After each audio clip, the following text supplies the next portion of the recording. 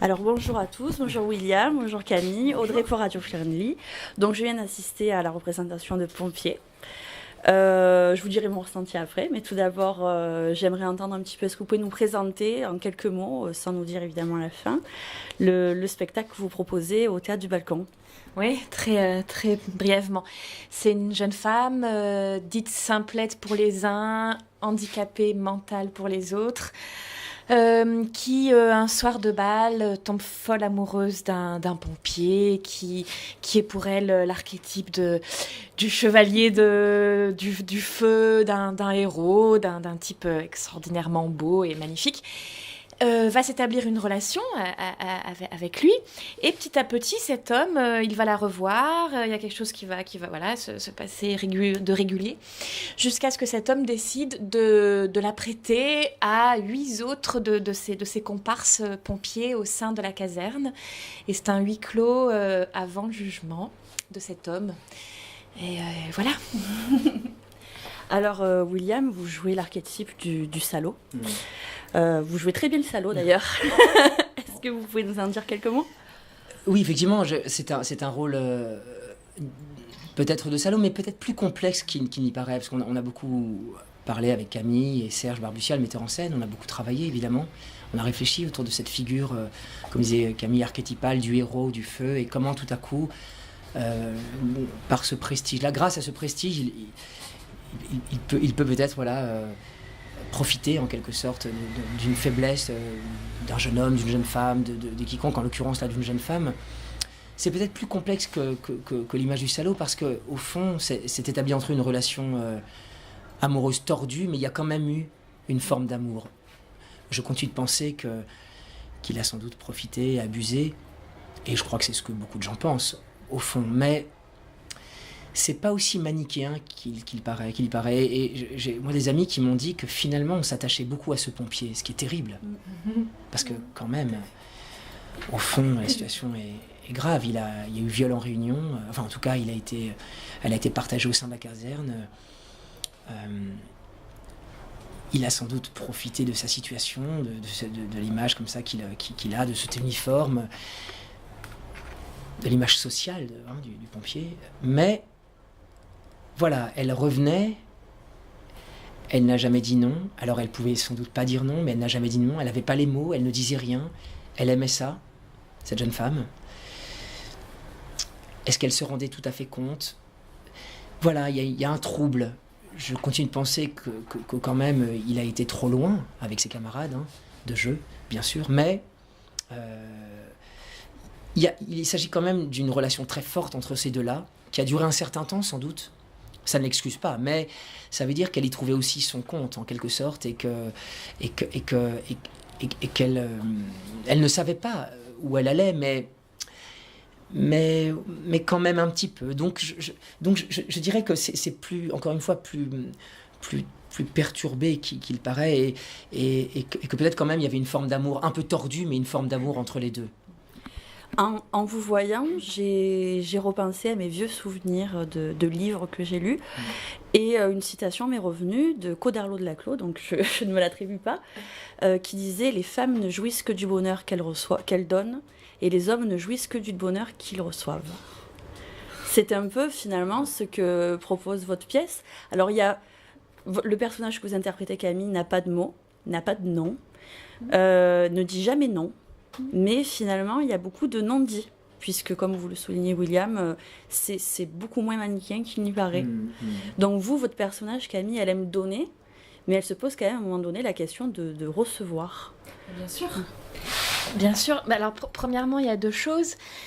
Donc, après, cette jeune femme, finalement, a fini par se confier donc, à tout un réseau d'assistantes sociales, d'aide psychologique, et puis quand même la justice qui va mettre son petit grain, donc d'avocate, de juge, tout ça. Donc il y a quand même la société, enfin les normes sociétales qui à un moment se mettent en route pour lui dire ce qu'il t'a fait, c'est peut-être pas tout à fait aussi bien que ça. Et puis quand même, et c'est ça qui est merveilleux tout au sein de la pièce, c'est que malgré son immense amour, parce que moi je pense qu'elle l'aime par-dessus tout, malgré ça, petit à petit, c'est-à-dire pendant l'heure et quart que se déroule le texte, eh bien, il y a plein de petites choses où finalement, des petites pointes de lucidité qui vont se dessiner tout au long et jusqu'au dénouement qu'on ne dira pas, bien sûr, mais voilà, dénouement final. Bien sûr. Vos personnages n'ont pas de nom.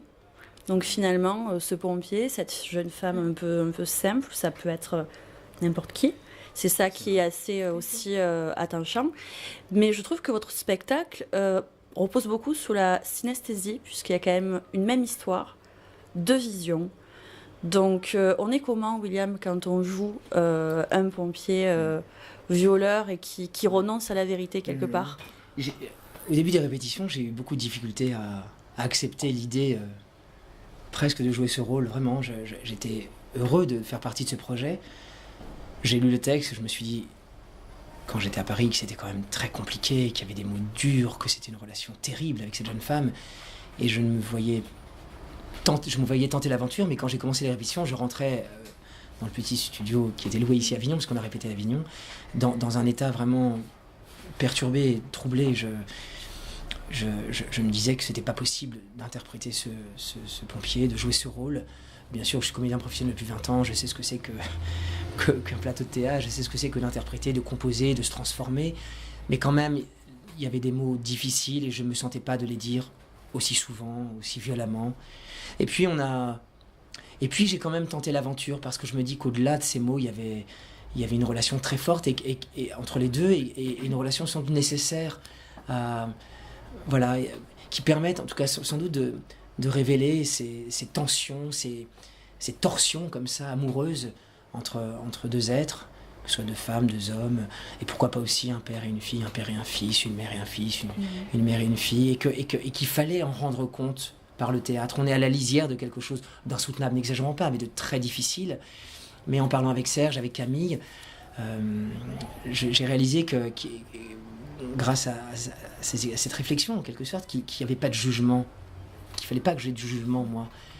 Je sais ce que je pense au fond, bien sûr, mais mon maître de théâtre, Pierre Debauche, fondateur du Théâtre des Amandiers à Nanterre, grand homme de théâtre, qui est encore vivant et qui est extraordinaire, toujours à 87 ans, même m'a toujours dit pas d'état d'âme sur un plateau, c'est-à-dire qu'on doit rentrer sur le plateau vierge de tout jugement, de toute morale, parce qu'on est là pour montrer des choses, et puis après, on peut dire que c'est un peu l'auberge espagnole, c'est-à-dire que chacun il voit ce qu'il veut voir, ce qu'il veut entendre, à son jugement.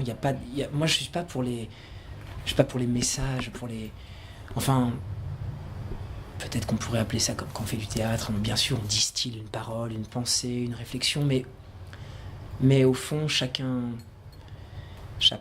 apporte son écho, de manière intime comme ça. Mais il fallait révéler au grand jour cette affaire-là, cette relation, pour faire entendre ces différences, comme vous disiez, de conception de l'amour, alors que c'est une même histoire. Il trouvait un plaisir, c'était un plaisir qu'il avait, et où s'arrête son plaisir à elle quand lui l'éprouve à ce point-là avec les autres, en la partageant. Où est-ce qu'on place la frontière du désir, du non-désir, de l'amour, avec tout ce que ça implique d'idéal, enfin, de magnifique, de sublime, de romantique, de mélancolique, de pur, d'ouvert à tous les vents, j'allais dire, et où est-ce qu'on place aussi la frontière de la préméditation, du calcul.